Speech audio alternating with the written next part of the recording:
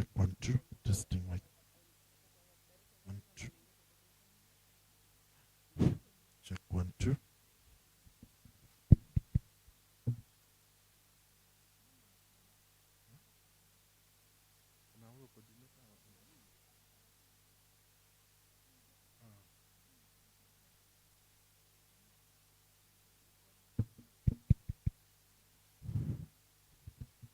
Check 1, 2.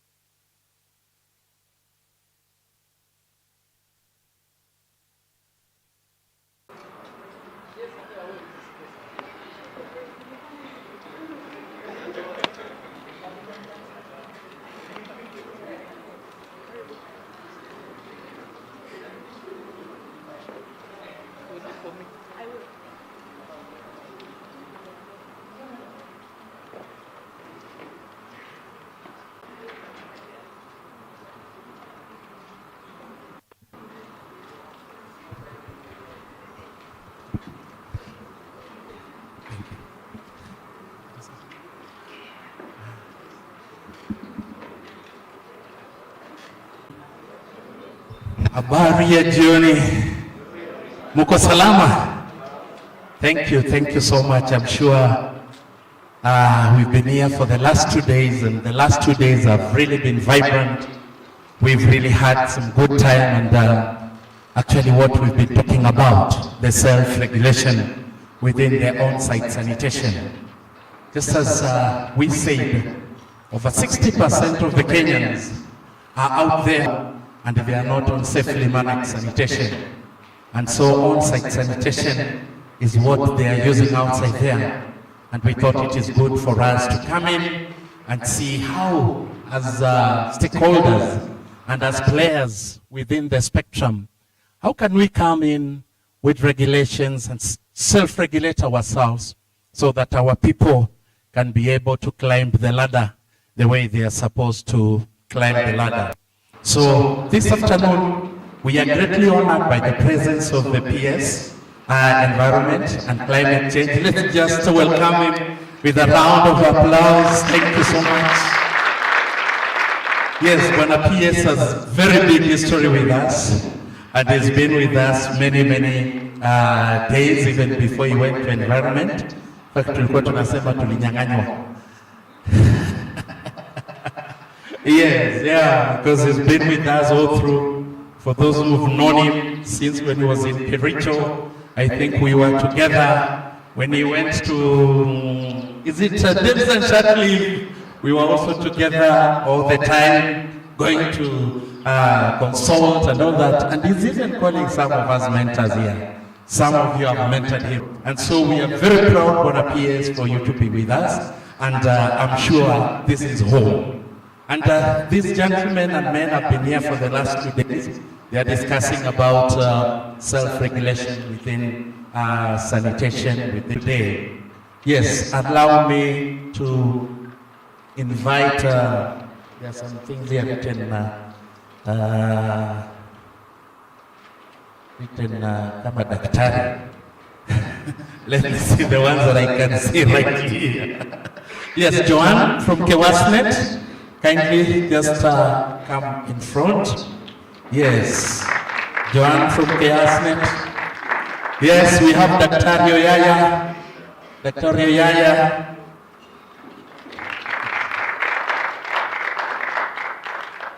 Come through.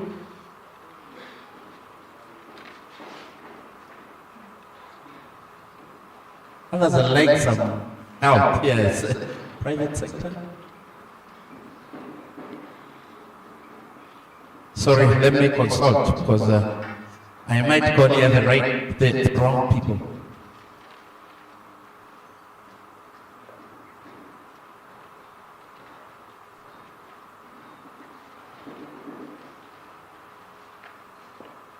Yes, and then we have one of the participants from Mukuru-Kwa-Njenga. Who are you who is representing Mukuru-Kwa-Njenga? We have a colleague representing those ones from Mukuru-Kwa-Njenga. Private sector? I think if you are, yes, is it Grace? Yeah, thank you so much. Yeah, Mukuru-Kwa-Njenga come through. Asante.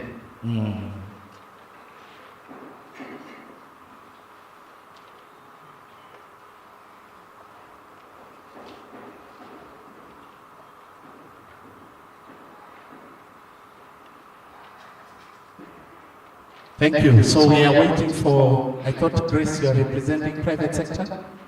No? Okay. Yes, still waiting for one more from the private sector. Yes, thank you. Give him a clap, engineer. Karibu. Yes. Yeah, so this panel will give us a kind of a recap of what we've gone through the 2 days. And as they do that, I'm sure we'll be able to bring everyone to to speed and to the same page. Asante sana. Mwenzetu kutoka Mukuru, nafikiria nitaanza na wewe. Yes, and sijui hii translation kama itawezekana, lakini mtaniwia radhi. Bwana Jaramba, wataniwia radhi. Sawa. Yes. How have you been able to self-regulate? Mmewezaje nyinyi wenyewe kuweza kujiongoza ama kuweza kuweka zile mikakati nyinyi wenyewe ambazo zinaweza kuwasaidia katika ile mradi ambao mtafanya? Utaketi tu chini na utaweza kutuambia kabisa katika hiyo biashara yenu, na zaidi pia uhusiano wenu na serikali imekuwa uhusiano wa aina gani pamoja na serikali, alafu na wale watu ambao mnatumia. Hebu hiyo uhusiano unaweza ukaielezea kidogo, kwa sababu ndio tumekuwa tukiendelea nao kwa hizo siku mbili. Tafadhali. Thank you. Okay. Thank you very much for giving me this opportunity to talk with you. First, let me talk about our CBO, which was registered in the year 2011. And as you talk about your CBO, just introduce yourself so that at least we'll get to know you. The CBO is Kwa-Njenga Cleaning and Exhausting Community-Based Organization. It was registered in the year 2011. And by that time, let me say we were not working in the proper manner as we are working today, because we were using Nairobi River by that time. The reason for coming up as a group was, one, to rescue the community from cholera and other waterborne diseases. By that time, there were outbreaks. That is why we came up as a group. Also, we were in one way creating job vacancies for our youth to avoid them entangling themselves into criminology and the use of drugs. The other reason was, by that time, there was scarcity of latrines. When I talk about latrines, I want to differentiate between toilet and latrines. Toilets are the ones we flush, but latrines are pit latrines. So they were very scarce, and the people of Mukuru Kwajenga mainly were using two ways to defecate in the bushes or using flying toilets. That was the year, from the year 2000. We worked as a group before the organization, the CBO was launched in the year 2018, where our stakeholders, which is Sanity, came with a new beginning by constructing septic tanks where we could store the human waste temporarily. Then later on, the waste is transported to Roy, which is the final destination. Okay, let me congratulate our stakeholders who came by providing us with PPEs. Those are protective personal equipment, overalls, gumboots, and the gloves. There before, let me say we were working only with the civilians, not this protective equipment. Those are overalls and whatever. Lastly, let me say on the side of the government, we except just to give us the licenses from NEMA, Nairobi Water, and the City Council, we have never received any help from the government. So, you have to know whether what you can do for us and support us as a group. This group is a group of 20 members, and it has rules and regulations. One, we work during daytime. No working during nighttime, because I, as the chairman, we decided for the group to work during the daytime because many people were doing illegal dumping. Okay, on the side of the rules and regulations, we have rules which govern the CBO, and the fine and the sentences start from 6,000 to 300. For a person who does illegal dumping, should go for a 6-month sentence or 6,000 fine. In the CBO, no taking alcohol during working hours. Because when you take alcohol, you can cause injury to the passersby, the people using the roads, or yourself. So there are many rules which we follow from illegal dumping to misconduct. When we are at work, you are not supposed to use abusive language. Okay, we had a meeting with the members and they decided we should follow this and talk as a group. Whatever we say should be followed from the first member to the last member. Thank you so much. So, yes, I'll give him a round of applause. At least this is self-regulation in real picture. They've been able to put in rules that are guiding them, and already there's also a fine. Yeah, I mean, you just dump illegally, then you say 6,500, which is paid per home. Is that okay? Yes. Thank you so much. So, looking at engineer, in the light of the increasing challenges posed by evolving regulatory landscape, including the pace of change, the complexities that are involved in it, the inconsistencies, sometimes even lack of industry-specific knowledge, the potential for overregulation and enforcement. How can self-regulation empower private sector?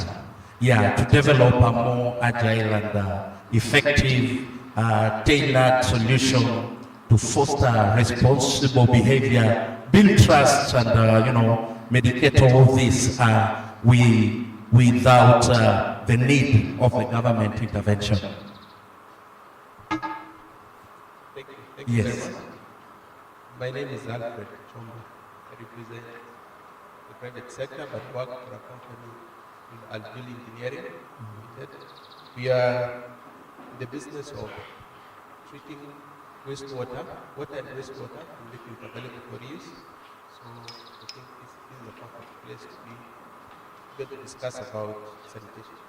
So when we self-regulate in line with many government regulations that sometimes come and change very fast, we have seen in our discussions, even through the many plenary sessions and discussions we had yesterday, that it is actually good for business. So when we self-regulate, as business people, we keep each other at check. We are able to make sure that the services we offer, first of all, are up to standard, because as I said here, not many of the services that people are offering these services out there, it may not be the standard that we expect. So by self-regulating ourselves, we do peer-to-peer checking of each other. Then we have also come up and seen opportunities where we can even motivate ourselves, having things like competitions and even reward systems for enticing and encouraging people to be compliant. So by self-regulation, we are able to make sure that we offer better service. And then we also help, now, not only the private sector now, but even self-regulation, we also having a discussion and say, imagine the general population and me building my house or consciously considering where my waste will go. So by regulating ourselves even at the community level when doing our own buildings makes our society safer and cleaner. Somebody was saying that as long as my shit has gone outside the door, it is no longer my problem. But now imagine we have a way of regulating ourselves around our communities where we're able to say, now, whatever you produce, either contain, we have an organized way of making sure that everybody has a collective way of collecting the waste that is safe. So when we self-regulate, I mean, we will not require those or have a prefect, but we say, by government, because we make our own standards that work for us. Thank you very much. And I think it's so important because you play a very big role. I mean, a very important role in the sanitation chain. Right from transporting, wherever you are transporting to the place that you're taking. I think there is a need to keep an eye on these people, because some of you have been accused of things that are not good. Yes, where they reach and they just exhaust anywhere. Yeah, some of you understand your taps don't really lock well, so you go bit by bit, dropping by up to the end. Up the end, then the track is empty. So there is need for that self-regulating, and especially for the private sector. And they are, through the chain, we have private sector, and so they have their own regulations that they really need to come to this. Now, coming to CSOs, Joanne from Kewasnet, considering the benefits and the lessons of CSOs regulation, what specific challenge might other sectors encounter when attempting to implement self-regulatory framework, and how could you be proactively address some of these potential obstacles based on CSO experience? All right, thank you so much, Mr. Anube. My name is Joanne Cornels from Kewasnet, and I'm privileged to be representing the CSOs in this stage. So as CSOs, we've been increasingly adopted self-regulation frameworks with the main purpose of promoting transparency, accountability, participation, and integrity. And we have various tools for this. And I'll focus on one specific one that we call IQC, Integrity, Quality, and Compliance Tool, that really enables CSOs to look inward, to see how we work, to see how we roll out our projects. How do we even select communities to benefit from the projects? Do we do needs assessment?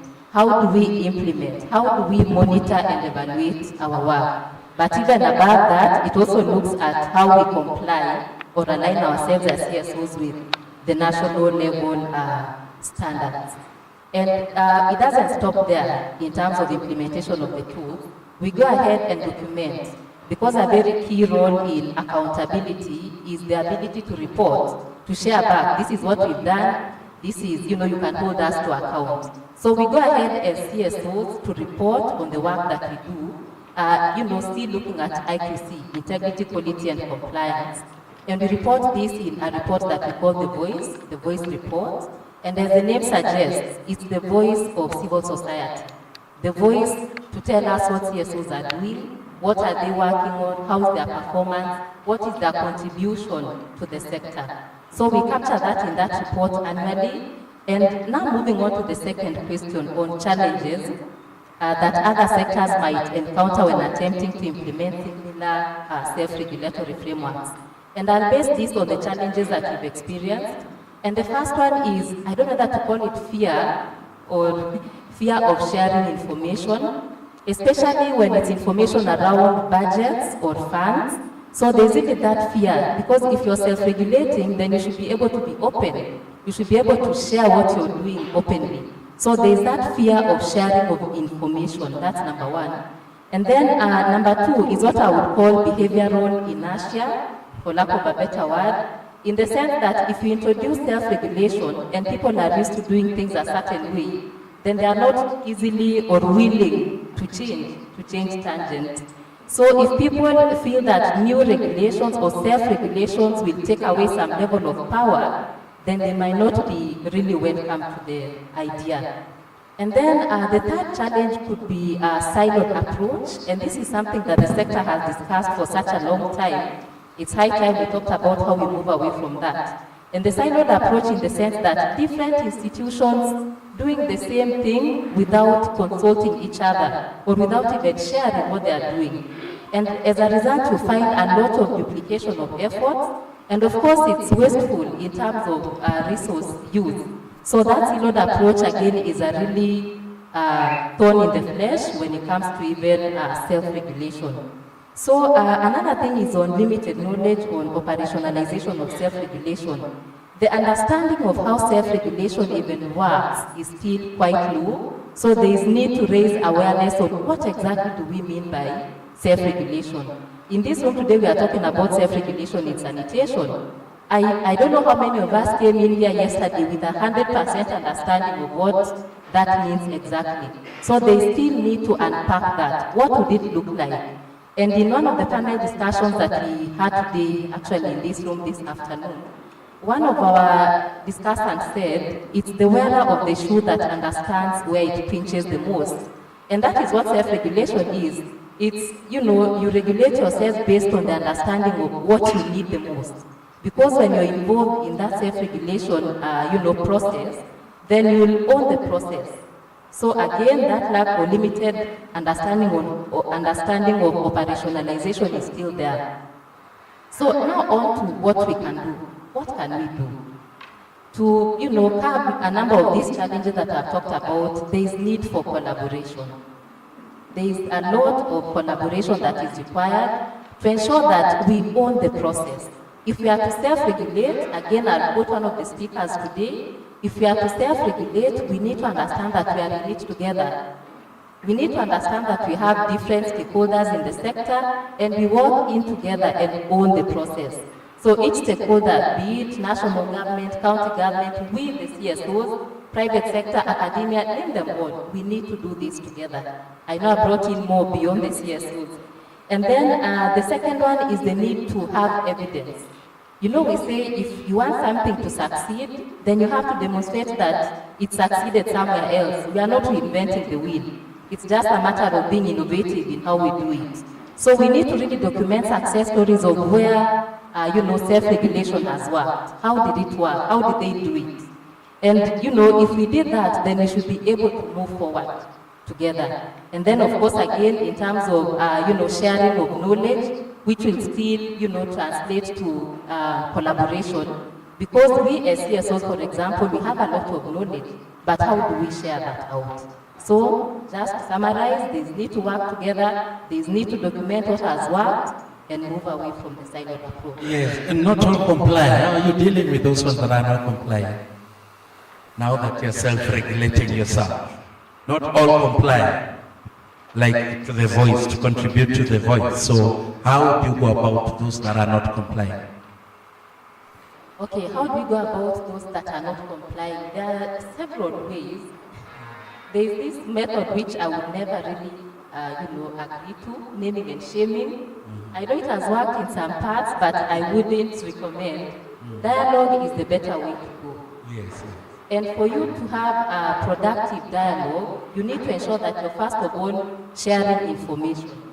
For somebody to be compliant, they need to understand what standards are we talking about, what regulations are we talking about, so that if they're not compliant, then they know it's towards exactly. So dialogue, and collaboration. Thank you so much. I think that's quite good. Dialogue. Yeah, because we might not be like Mukuru, who have fines and bringing fine into the space. Yeah, so we learned quite a lot from the WSPs. I think Kisumu has really taken us through. I'm sorry that the representative had to go, but they have really taken us through what they are doing with the other actors in Kisumu, and it's quite some good work. They have licensed private operators, and private operators are doing very right from MTS, and then they have also given them a space for them to be empty.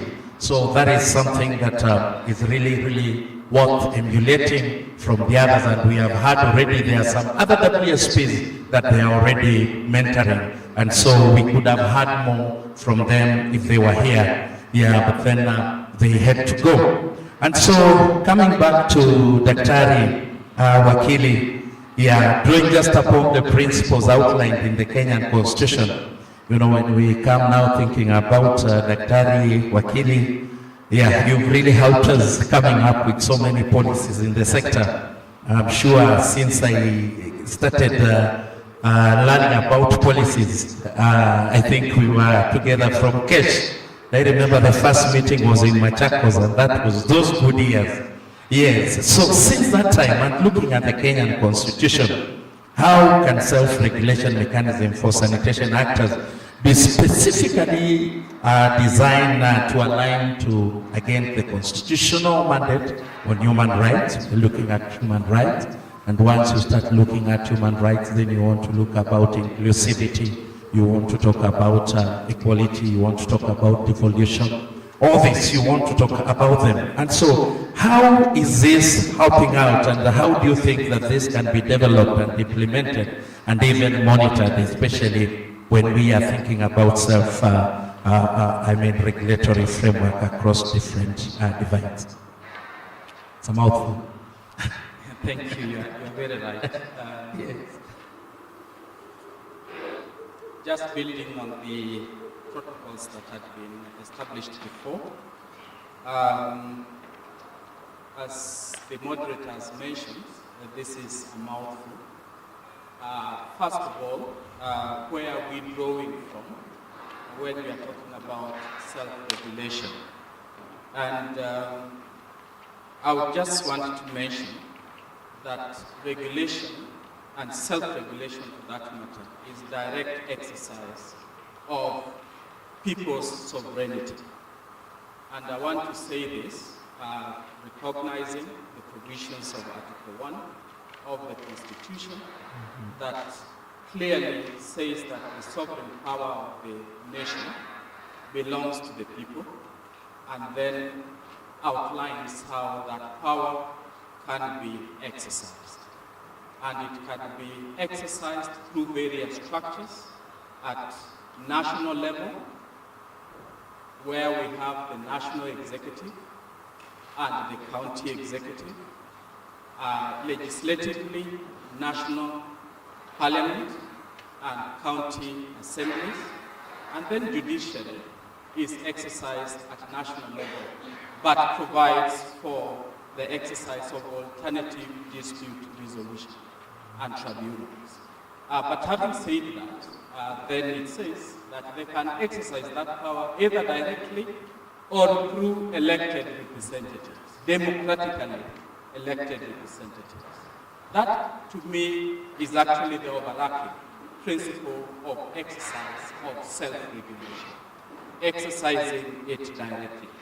Number two, when it comes to governance and self-regulation as an instrument of governance, we are also given certain directive principles, one of which is the principle of inclusivity. We have the principle of sharing of and devolution of power, and here we are talking about devolved units, devolution, and so on and so forth. There is also the principle of non-discrimination and principle of sustainable development. If we look at these various principles which are provided for under Article 10 of the Constitution, then you see very clearly the anchor and the direction that we have when it comes to self-regulation. Then, of course, when it comes to human rights, again, our constitutional innovation tells us that any policy, whether socio-economic or otherwise, must align with the Bill of Rights. That is found under Article 19 of the Constitution. So, human rights is at the heart of governance, of regulation, and so on and so forth. But then the other question that has been provided is how then, if that is the case, can we specifically design to align with these constitutional principles? I would just want to say, building on the principle of sharing and devolution of power, which is provided for specifically in Article 174 on the objects of Chapter 11 of the Constitution, specifically Article 174, which outlines the objects of devolution of government. It identifies three things which are critical. One, that the power of self-governance should be given to the people. And therefore, when we are talking about self-regulation, it is an aspect of self-governance. Number two, it also talks about people being given the space to manage their own affairs. And then number 3, that in the government, doing whatever it is doing, must recognize that people have to participate on things that affect them. And I believe this provides a clear framework for us to begin to design what would be an appropriate, if you like, self-regulation mechanism. Now, very, very clearly, when we talk about inclusion, again, the Constitution in the Bill of Rights is clear that when it comes, for example, to sanitation, it is a right to every person. And if it is a right to every person, then how can that be achieved? It gives us again a clear direction on what we need to do. Under Article 21, it says that we need to take necessary policy legislative measures, including setting of standards. And when we talk about setting of standards, it then requires us to live to those standards. And that is where regulation comes. And it also clearly says that in the decisions that we make, we must take into account the needs of those who are either vulnerable, marginalized, or disadvantaged in one way or the other, and goes further to identify who those could be. And therefore, when we are talking about self-regulation in the context of inclusion of those who are vulnerable, those who are marginalized or disadvantaged in one way or the other, it is clear who those are. They are women, they are young people or youth, they are older members of society, they are marginalized communities, minority communities, persons with disability, children, and so on and so forth. So what this basically means, that when we are talking about any regulatory measure as an intervention to ensuring every person enjoys their right to sanitation to the extent that is possible, it basically talks about principle of participation and engagement. And that is a responsibility of also managing our affairs. So in terms of strategy, what is it that we can do? What we have seen throughout this meeting is a call to action. That when we leave this place, what is it that we are going to do? And number one that has emerged, we need to know who the actors are and where they act across the sanitation value chain. Number two, we need to know those who are vulnerable and those who are at risk across the value chain. Number three, we need to come up with an enabling framework that will enable self-regulation to manifest and to be demonstrated and exercised at different levels. And number four, codes of conduct. If we are able to do this within the mechanics of the structure of government at national and county level, in terms of not only the rights of the marginalized, but also functionally on what is provided for at different levels in an accountable manner, then we will be saying, yes, we are exercising our power of self-regulation to deliver and to enjoy the greatest possible level of our rights. Thank you very much. Asante sana. Hebu makofi mazuri, tupigie makofi mazuri. Yeah, it has been 2 days, so we cannot put everything here that we've been able to do for the 2 days. But hiyo Mswahili anasema ni kionjo tu ya yale ambayo amekuwa akiendelea hapa, na nimejua Bwana PS tayari has been brought to the same page where we are. Allow me to allow the panel now to go down, and thank you so much. Let's give them a round of applause even as they go down. Yes, we have a student from Kewu who would like again to give a bit sentiments on this. Are you there? Yes. Yeah, let's welcome her. She's coming and she's going to introduce herself. And then after that, we will move to the next stage. Thank you so much. Most welcome.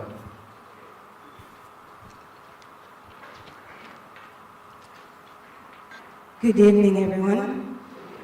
Hi, my name is Esther Nanchoka. I am a student here at KU. It's an honor to be here talking to you all. I'm almost speechless. I don't know what to say anymore. But thank you so much for coming in. And I was serving you at the desk. If any one of you remembers me, I was doing the reception, showing you where to go. And I was so honored to talk to some of you, very great people, very great individuals. And thank you so much for the work that you do for our country. And we look up to you guys. And we're so glad that you guys come together and talk about problems like Ngoro Konjenga and all the things that you talk about where you inspire us as young people and as youth. And for that, we're very grateful. And thank you for the great KU institution. We're here to grow and become like you people so we can help our country and help our communities, be good advocates for our communities. And thank you just so much for what you do. For that, that's all I have to say. That's all the words that came. Thank you so much. Thank you so much. You're most welcome. Pigieni makofi mazuri tena anapoenda kuketi pale chini. I'm sure for our people, we are looking for a time when the floods will come and their toilets will remain standing. We are looking for a time when there'll be also that earthquake and their toilets will remain standing. The calamities, the climatic changes that come, and yet those sanitation services still stand. I think that is the vision that we have, that one day all these things shall be that way. And it is happening right now. You go to Tana River, you were just doing the other day CLTS, and they came up with an innovation that even when River Tana now swells, they can be able to go back and get their toilet still standing. And this is with us. And so we want to look across the chain and see, in emptying, are we doing it the right way? In transporting, are we doing it the right way? In treatment, are we doing it the right way? And when we are thinking about reuse, are we doing it the right way? And today, I think it's just so good that we have the peers from environment and climate change, and I am sure the encouragement is that why come with the resilient structures that are able to withstand all this that we're talking about. And what appears we are saying, self-regulation catalyze this, and that is where we are going. Allow me to welcome the vision bearer, and this is Elizabeth just to come to say a word, and then after that she's going to welcome Shivaji to continue on from there. Thank you so much. A round of applause as Elizabeth comes. Yes.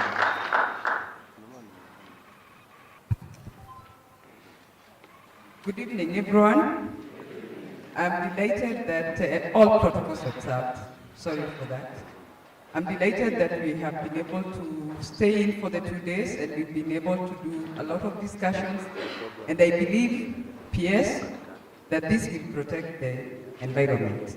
And that is why we are honored to have you here, because we promise that by the time we are done with the self-regulations, you will not need to run after us.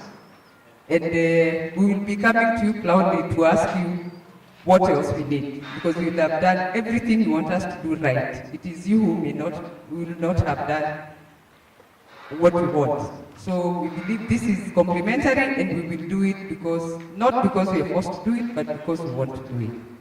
I would want to say I'm not a visionary holder, but I had the courage to bring the people who are vision holders together. That's the only thing I have done. Otherwise, this dream has come from many people, from many heads. The only thing I have is a microphone, and I am happy for that. And therefore, I invite one of the key vision holders, who is Shivaji. Actually, I would say he's the mentor of not only the dream, but also for myself. Thank you, Mr. Shivaji.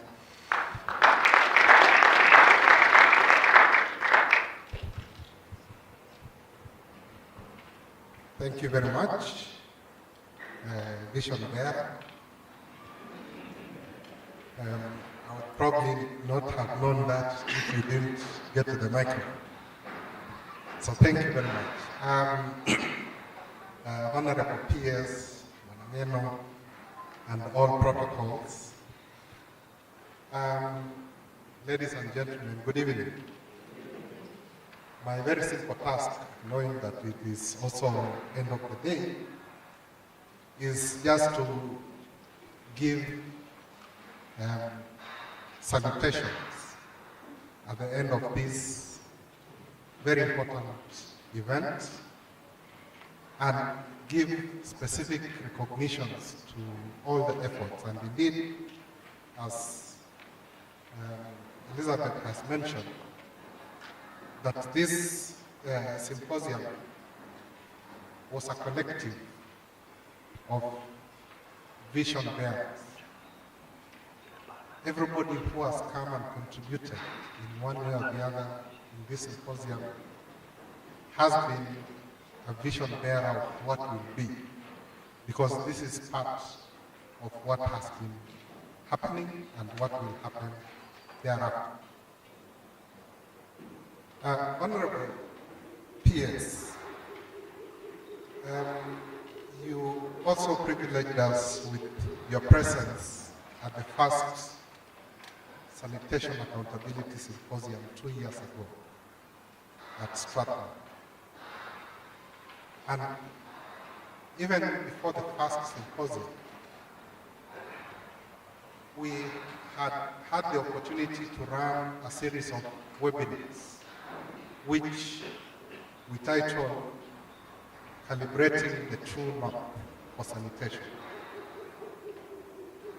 And that we did again as a precursor to this second symposium. And it has all been a process towards going somewhere. So indeed, as a sector, we are in the process of calibrating the true north and hoping that this symposium is a catapult in the right direction towards us attaining that true north.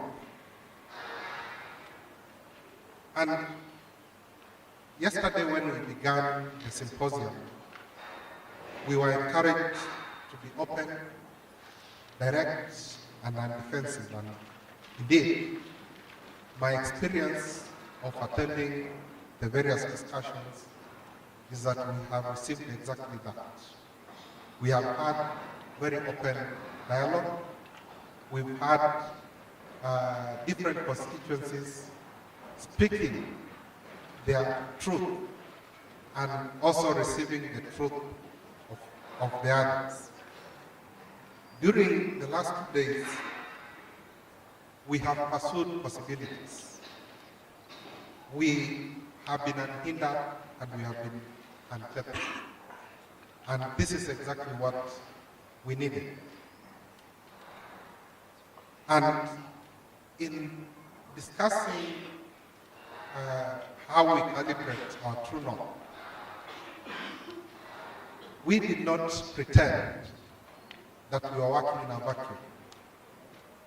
We appreciated that there was already existing initiatives that are already working to some degree, and some that can be built upon. I want to give specific appreciation to the private sector for being here in their numbers. We've had the manual pick emptiers, we've had transporters, we've had the circular economists or recyclers or value adders, however you call them. We've also had what was traditionally called the WSP. Now we call them WSSP. I hope I'm correct, Madam Jarama. Water and sanitation service providers. They've been here in their numbers, and we really appreciate that. We also recognize the presence of our regulator, WASREP, for gracing us with your presence, but also with your very active engagement. The civil society organizations that represented the others. We had policy and business analysts, including KIPA, Think Business, and others. We had independent consultants, academia. We had different partnerships, including funding partnerships. I must recognize the Water Fund, WASAP, Water and Sanitation for Urban Population. For those who don't know, WASAP changed their name. They are now called Water and Sanitation for the Urban Population, not the poor anymore.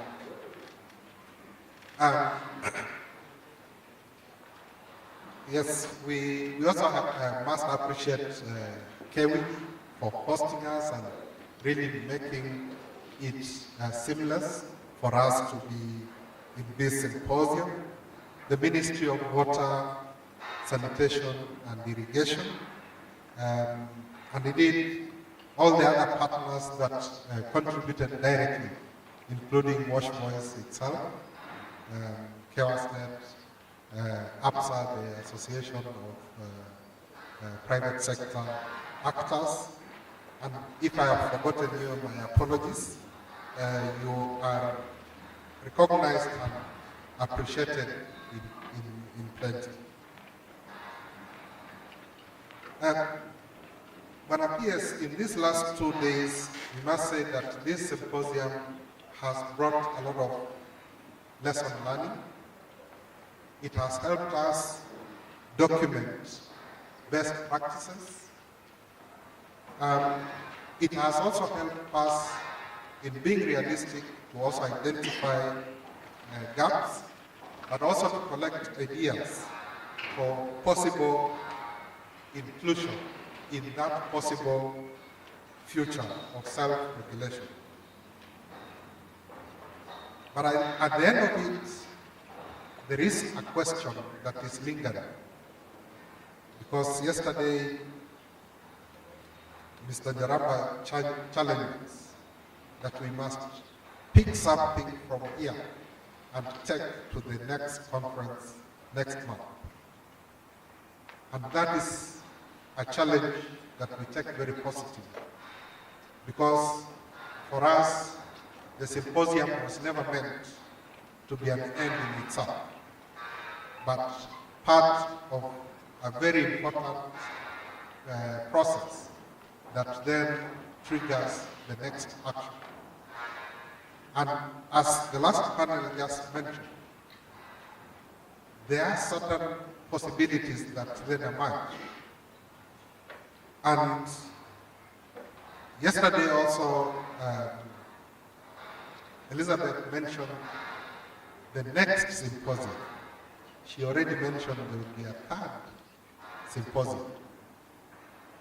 And our aspiration is that by the time we are having the next symposium, we should either be celebrating the launch of this framework or mechanism of self-regulation, or celebrating a review of its operationalization. So this is not an end in itself, and we are definitely taking the outputs that have been received from here into an action of delivery that we hope will help us deliver that by Sanat 3. Now, as I conclude, Manasias, one of the things that we also appreciate with your presence here is that you are the focal point for climate change. In the water and sanitation space, when we talk about climate change, there's a lot of confusion, maybe lack of information or something like that.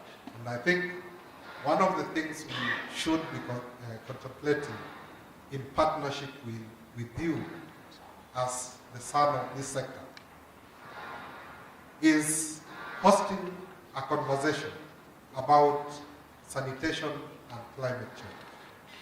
Because sanitation is considered one of the biggest contributors to climate change. But if we have to talk about mitigation, we need to have a proper platform. And I think you can offer that platform to us, and we can celebrate our brotherhood better at a technical level from that perspective. So thank you very much. Allow me to now invite the Ministry of Water, Sanitation and Irrigation, Mr. Chemili, who is representing the Director Sanitation, to give his concluding remarks and welcome the next speaker. Thank you very much.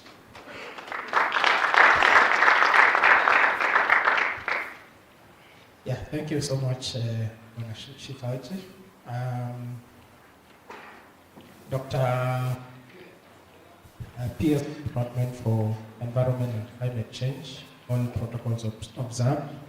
Good evening. Yeah, as you have told, I'm from the director. So, in the directorate, our mandate is on sanitation, and as we say, sanitation is dignity. So it is a big mandate because currently we are at 40.9% safe sanitation. And this we want to move up to 100% by 2030. And this opportunity with these stakeholders, I think, is a chance that could help us to catalyze this process and be able to reach 100% by 2030. So it was an honor for me from the State Department to partner with you. I think I have seen a great resource in the participation that is here that can really move the sanitation sector. So it was great, and I really appreciate. So without further ado, let me welcome Mr. Anthony Jarambo to Director Leiro to welcome the next speaker. Thank you.